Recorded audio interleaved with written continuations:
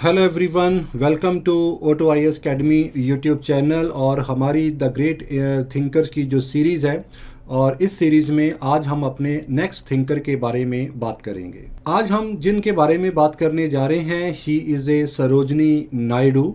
और अगर हम सरोजनी नायडू जी की बात करते हैं तो she is a multi faceted personality. Sarojini Naidu जो थे, she was also a freedom fighter. इन्होंने इंडिया की इंडिपेंडेंस के लिए भी स्ट्रगल किया। अगर उनकी सबसे एक आइडेंटिटी की बात करते हैं तो she is known as Nightingale of India, जो कि उनको महात्मा गांधी के द्वारा बोला गया था। And she is recognise one of the greatest Indian poet as well as politician also. क्योंकि पॉलिटिशियन की बात करते हैं तो इंडियन नेशनल कांग्रेस के वो सेकंड वुमेन प्रेसिडेंट भी रहे हैं। और आफ्टर इंडिपेंडेंस, जो उस समय यूपी जिसे हम यूनाइटेड प्रोविंसेस कहते थे, इसके पहले वुमेन गवर्नर भी सरोजनी नायडू जी को अपॉइंट किया गया था। तो चलिए आज के इस सीरीज़ के अंदर हम थोड़ा सा देखते हैं, इनका एक बायोग्राफिकल स्केच देखते हैं कि कौन थे सरोजनी नायडू और किस तरह से उनकी जो लाइफ थी और उनकी क्या कंट्रीब्यूशन जो है वो हमारे इंडिया और वर्ल्ड के कॉन्टेक्स्ट में रही हैं।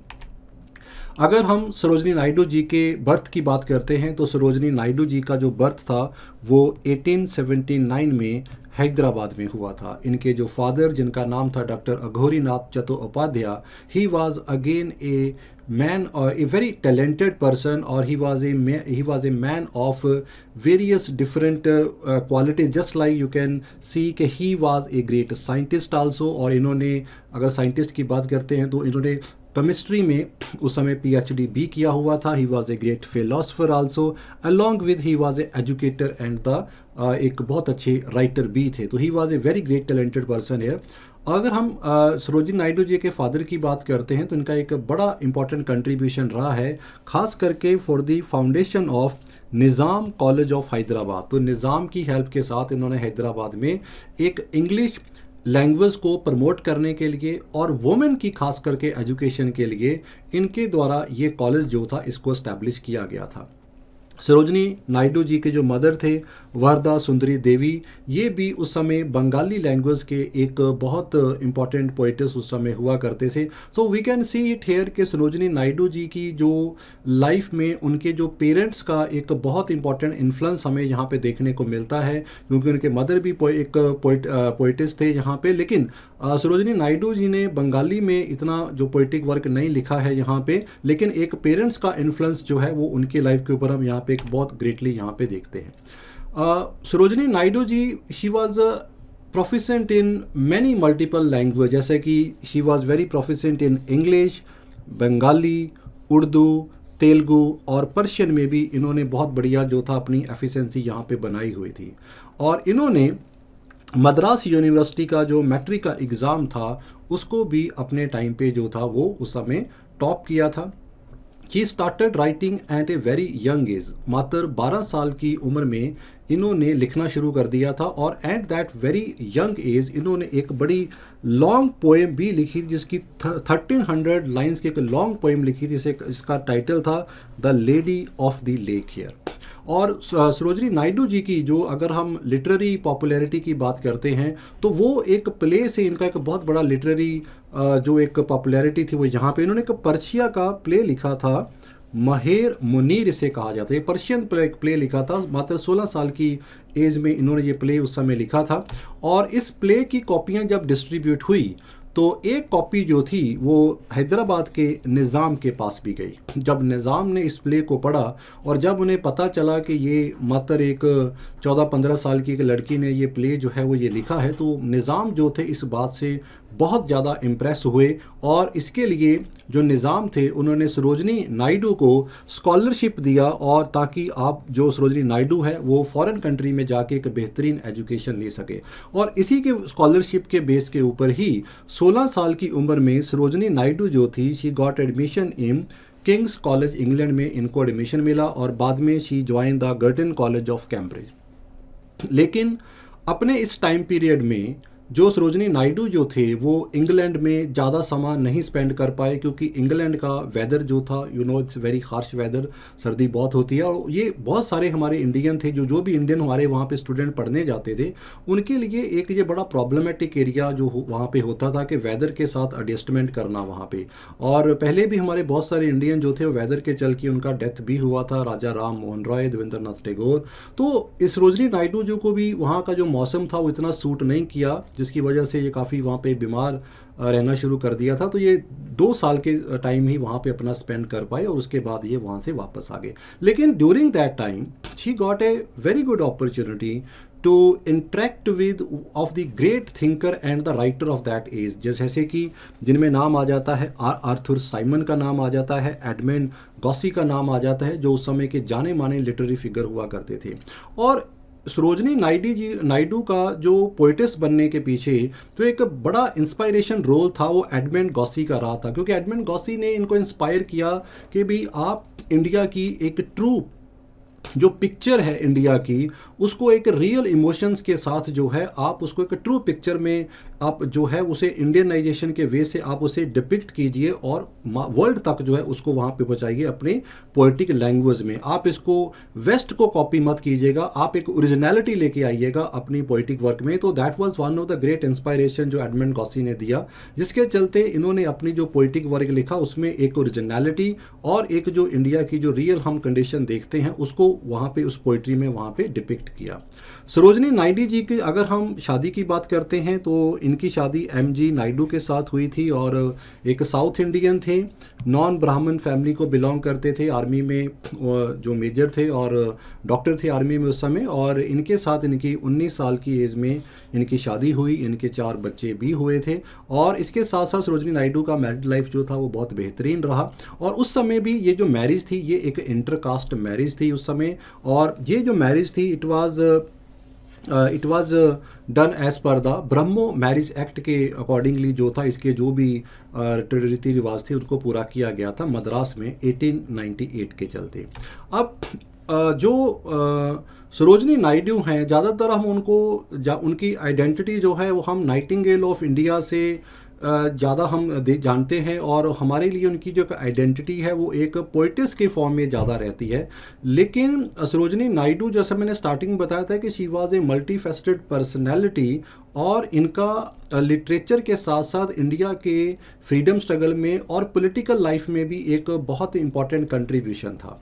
1905 में जब बंगाल की ब्रिटिश के द्वारा डिवीज़न की गई थी तो उस समय सरोजनी नायडू को भी इस चीज़ का बड़ा शौक लगा, और इसी के प्रोटेस्ट में उन्होंने इंडिया का फ्रीडम स्ट्रगल जो था ज्वाइन किया।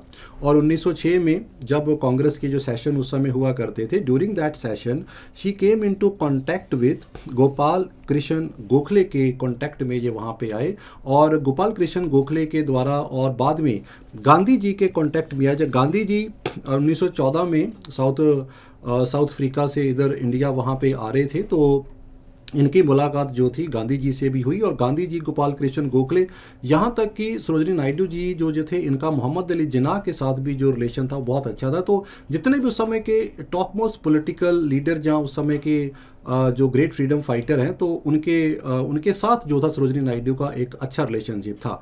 गांधी जी के रिलेशनशिप से हम यहाँ तक देख सकते हैं कि गांधी जी के साथ सरोजनी नायडू जी का बड़ा एक रिस्पेक्टफुल और बड़ा एक फुल ऑफ ह्यूमर, और जिसे हम कह सकते हैं कि बड़ा मजाकिया टाइप भी रिलेशनशिप इनका उस समय हुआ करता था। और ये अक्सर मजाक में गांधी जी को मिक्की माउस भी बुलाया करते थे, और she was doing it even in the front of Gandhi ji. और गांधी जी कभी जो था इसको बड़ा कोई इसका ऐसे नहीं था कि कोई गुस्सा करते थे या इस तरह का बात था, और अक्सर गांधी जी को ये कहा भी करते थे कि it cost a lot to keep Gandhi ji poor here. So इस तरह का एक बड़ा मजाकिया रिलेशनशिप जो था वो गांधी जी के साथ इनका उस समय रहा था। जवाहरलाल नेहरू के साथ भी सरोजनी नायडू का एक अच्छा पॉलिटिकल एक रिलेशन जो है वो यहाँ पे रहा है। 1916 में चंपारण में बिहार में जब किसानों की एक्सप्लॉयटेशन हो रही थी वहाँ पे, तो उस समय इन्होंने चंपारण के अंदर भी जवाहरलाल नेहरू जी के साथ जो था वहाँ पे प्रोटेस्ट जो था यहाँ पे किया था। एनी बेसेंट के द्वारा जो इंडिया में 1914 में होम रूल मूवमेंट जो उस समय चलाई गई थी, और इससे भी सरोजिनी नायडू जो थे वो इससे भी काफ़ी इसके क्लोज में वहाँ पे रहे हैं। और 1917 में एनी बेसेंट की हेल्प के साथ इन्होंने एक एसोसिएशन की फॉर्म भी की थी, that was the women India's association की फाउंडेशन भी इनके द्वारा रखी गई थी। सरोजिनी नायडू जी का एक बड़ा हमें लीडिंग रोल देखने को मिलता है जब 1930 में गांधी जी दरसाना सत्याग्रह के ऊपर जो हैं वो मार्च करने की बात करते हैं, रेड करने की बात करते हैं, जहाँ पे साल्ट मेकिंग उस समय हुआ करती थी। तो गांधी जी ने एक मार्च निकाला था, लेकिन उस समय गांधी जी जो थे उनको अरेस्ट कर दिया गया था। तो गांधी जी ने ये कहा था कि अगर if I am not leading this march, तो मेरी जगह पे सेकंड जो पर्सन होंगे वो अब्बास तैयब जी होंगे, और अगर अब्बास तैयब जी नहीं है तो थर्ड पर्सन जो होंगे वो सरोजिनी नायडू होंगे।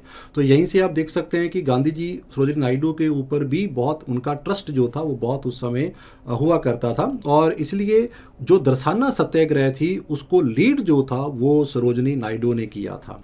इसके बाद जब 1931 में ब्रिटिश के द्वारा जो राउंड टेबल कॉन्फ्रेंस की गई लंदन के अंदर, जो राउंड टेबल कॉन्फ्रेंस हुई थी, उस समय सरोजिनी नायडू जो थे ये भी गांधी जी के साथ लंदन में गए थे। हालांकि जो सरोजिनी नायडू जी का जहाँ पे जाने का पर्पज़ ये भी था कि she want to raise the voice for women, ये वोमेन के लिए आवाज़ उठाना चाहती थी, लेकिन वहाँ पे ऐसा जो कोई वोमेन इशू कुछ ज़्यादा डिस्कस नहीं हुए, क्योंकि वहाँ पे कुछ जैसे कॉन्स्टिट्यूशनल मैटर, जहाँ कॉन्स्टिट्यूशन मेकिंग को लेके और जो मिनॉरिटी इश्यूज थे वो ज़्यादा डोमिनेट रहे थे। इसके कारण जो सेकेंड राउंड टेबल कॉन्फ्रेंस थी वो उसका कोई फ्रूटफुल रिजल्ट नहीं निकल के आया।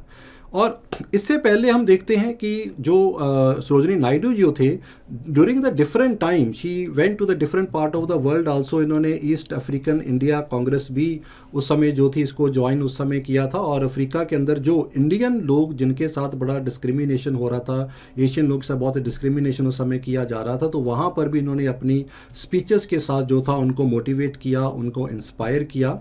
और 1925 में गांधी जी ने इनका नाम जो था प्रपोज किया था for the presidentship of the Indian national Congress party. हालांकि उस समय जो जीडी बिरला जो थे उन्होंने महात्मा गांधी जी को एक लेटर भी लिखा था स्पेसिफिकली कि इनको प्रेसिडेंट ना बनाया जाए, लेकिन महात्मा गांधी जी ने उस समय ये कहा था कि सरोजिनी नायडू एक इतनी टैलेंटेड पर्सन है कि अगर ये जो प्रेसिडेंट अगर बन जाते हैं कांग्रेस के इस समय, तो शायद ये वो काम मैं भी नहीं कर सकता हूं जो सरोजिनी नायडू कर सकते हैं। सो इसलिए 1925 में ये कांग्रेस के प्रेसिडेंट भी जो थे यहाँ पे अपॉइंट रहे थे। सो इस तरह से एक इनका बड़ा लंबा जो है वो एक पीरियड जो है वो हमारे फ्रीडम स्ट्रगल में रहा। और ड्यूरिंग दिस टाइम यहाँ पे एक और भी बड़ा है कि सरोजिनी नायडू जी की जो हेल्थ थी वो ज़्यादा ठीक नहीं रहती थी, लेकिन इसके बावजूद भी उनकी जो डिटर्मिनेशन थी जहाँ कंट्री के प्रति, जहाँ जिनकी जो इंस्पायरेशन जो थी कंट्री को कुछ देश के लिए कुछ करने के लिए, वो इतनी ज़्यादा थी कि वो अपनी ख़राब हेल्थ के चलते भी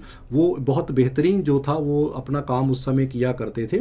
और एक इनके बारे में और भी इंटरेस्टिंग है कि whenever she goes to Bombay, जब भी बॉम्बे में जाते थे तो she always use to stay in the Taj hotel, and it was one of the very luxurious hotel, और still it's a luxurious hotel no doubt. तो ये उस समय ताज होटल में ही उस समय स्टे किया करते थे जब जब ये बॉम्बे पे उस समय जाया करते थे। तो 1947 के बाद जब हमारा देश इंडिपेंडेंट हुआ है, तो इंडिपेंडेंस के बाद यूनाइटेड प्रोविंसेस जो हमारा आज का उत्तर प्रदेश है, इनकी पहली गवर्नर भी इनको अपॉइंट किया गया था। और आज भी हम देखते हैं कि जो February 13 है, it is celebrated as a women day in India to honour Sarojini Naidu here. और हैदराबाद में जो इनका चाइल्डहुड रेजिडेंट था, it has been given to the university of Hyderabad, इनकी फैमिली के द्वारा हैदराबाद यूनिवर्सिटी को दिया गया था, और जिसका नाम जो है रखा गया है द गोल्डन थ्रेशोल्ड, जो सरोजिनी नायडू जी का 1905 का एक बहुत ही पॉपुलर और फेमस जो था एक लिटरेरी वर्क था। इसके साथ साथ जो हैदराबाद यूनिवर्सिटी थे, इन्होंने school of fine arts and communication को भी रीनेम किया on the name of Sarojini Naidu school of art and communication to honour the Nightingale of India. So student, ये जो हमने अभी कुछ पॉइंट जो हैं डिस्कस किए हैं सरोजनी नायडू जी के बारे में, थोड़ा सा हमने एक ब्रीफ बायोग्राफिकल स्केच जो है उनके बारे में हमने यहाँ पे जाना है। और इसके साथ साथ जो उनके इम्पॉर्टेंट लिटरेरी वर्क की अगर हम यहाँ पे बात करते हैं तो सरोजनी नायडू जी ने एक 1905 में एक वर्क लिखा था, that was the golden threshold, one of the very popular work यहाँ पे इनके द्वारा लिखा गया था। इसके साथ साथ the bird of time, the broken wings, the word of freedom, ये कुछ इंपॉर्टेंट वर्क थे जो सरोजिनी नायडू जी के द्वारा लिखे गए थे। और इसके साथ में जो पर्शियन प्ले जो है वो मैं आपको स्टार्टिंग में ही बता चुका हूँ, जो इनके द्वारा पर्शिया में भी काम जो था इसके लिखा गया। So this were some of the important literary work इनके द्वारा लिखे गए थे। सो ये आज हमने सरोजिनी नायडू जी के साथ जो है उनका एक थोड़ा सा ब्रीफ इंट्रोडक्शन मैंने आपके लोगों के साथ जो है शेयर किया है। I hope this series on thinker जो है it will help you in your exam as well as it will help you to motivate and inspire to achieve great thing in the life. Thank you very much, all the best.